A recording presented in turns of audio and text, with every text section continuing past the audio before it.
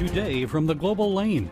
Christians under fire in the Balkans. Church property seized, people arrested. We expected that this cannot and couldn't happen in Montenegro, but unfortunately it's happening now. Forced sterilizations and abortions. China commits genocide against ethnic Uyghurs. Black voters leaving Joe.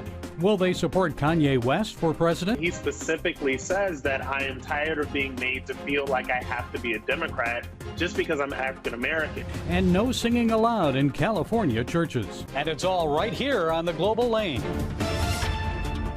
Christians under fire. An ancient church threatened by the leftist government of Montenegro.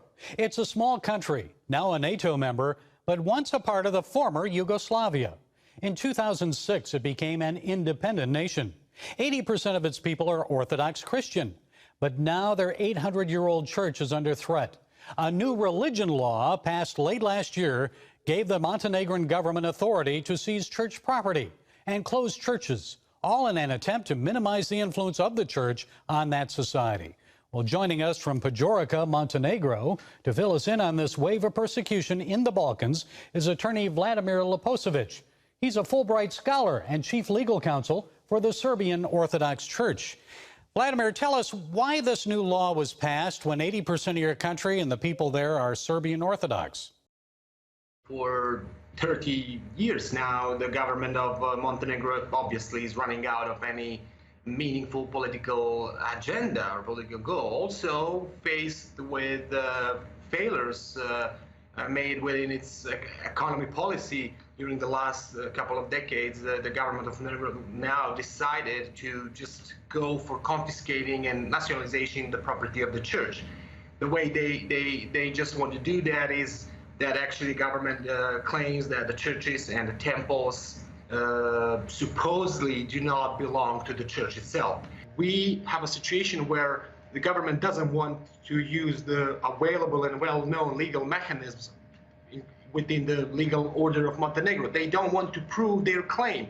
They want the church to prove that claim, but check this now, not in front of the regular courts, within the regular lawful court proceeding, but in front of the administrative organ, like the government's body.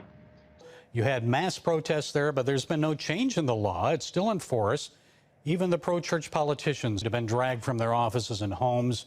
They've been arrested by the government. Tell us more about that.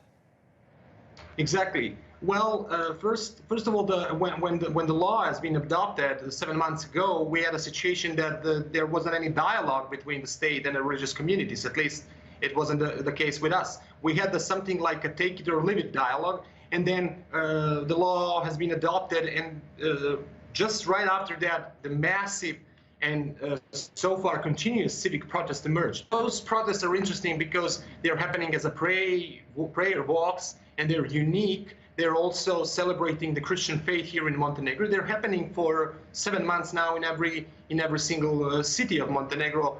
What is really important to mention is that these are the largest protests in the history of Montenegro, while probably the first completely peaceful in Balkans. So we have a new situation. In a war, the people do not want to give up on their shrines and to give up on what they believe the most. So the government is still silent. We as a legal team, and I can tell that with 100% being sure about whether the intention of the church, we actually propose just a couple of provisions from that law to be changed. And when we ask those changes, we don't ask anything else but to be in an equal position as every other legal owner in the country. So we are calling for applying the European Convention of Human Rights and actually for applying the Constitution of Montenegro. By defending our faith and our church, we are defending the legal order of Montenegro. As you mentioned before, what makes this situation being really bizarre is that Montenegro is a NATO member, and also it's a candidate for the European Union membership. So we expected, since we are talking about the international organizations that are celebrating, not just protecting, but even celebrating the rule of law and the principle of equality and the best practices and standards in legal protection of every human equally, we expected that this cannot and couldn't happen in Montenegro, but unfortunately it's happening now. Well, most members of NATO are democracies, and a primary principle of democracy is the freedom of religion. Now, I know some members of the British Parliament have spoken out against this law and the treatment of Montenegrin Christians. So what would you like to see the United States do?